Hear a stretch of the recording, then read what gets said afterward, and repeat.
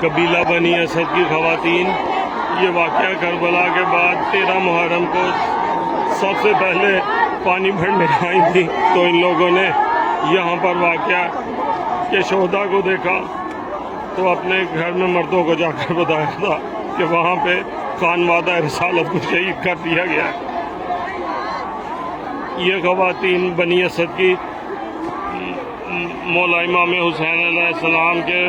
حرم سے داخل ہوتی ہیں اور وہاں سے داخل ہوتے ہوئے بین الحرمین کے درمیان سے گزرتے ہوئے سرکار غازی ابوالفضل العباس کے حرم تک جاتی ہیں۔ صدام دور میں 32 سال تک تقریباً اس قافلے پر پابندی رہی، لیکن اب یہ بھرپور طریقے سے 13 محرم کو کربلا میں شہداء کا سوئم منایا جاتا ہے۔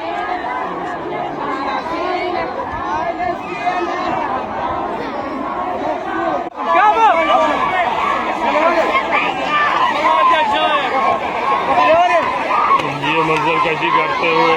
یہ بچوں پہ لعنتی ظلم کر رہا ہے اس وقت، یہ آپ دیکھ سکتے ہیں۔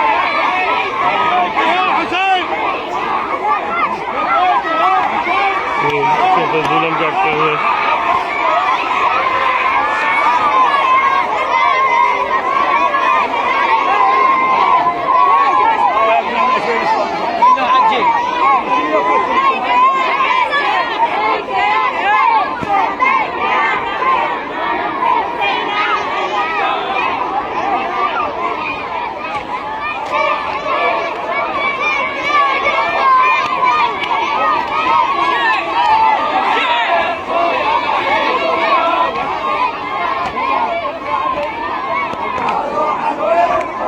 خواتین کے بعد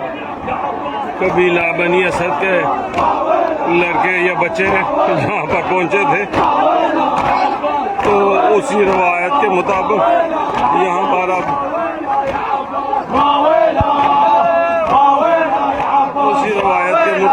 یہاں پر قبیلہ بنی اسد کے جوان لڑکے یا بچے اب آتے ہوئے قبیلہ بنی اسد اب قبیلہ بنی اسد کے بزرگ جوان اور بھرے داخل ہوتے ہوئے منظر کشی کے ساتھ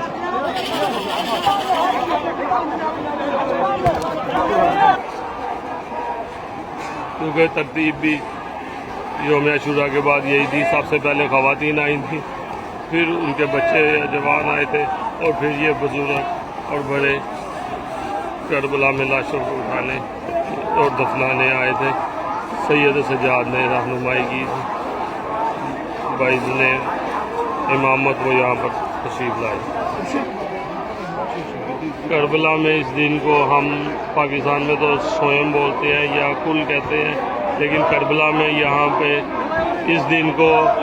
یوم ثلاثہ کہا جاتا ہے یا یوم تلاتا بولتے ہیں اپنی زبان میں،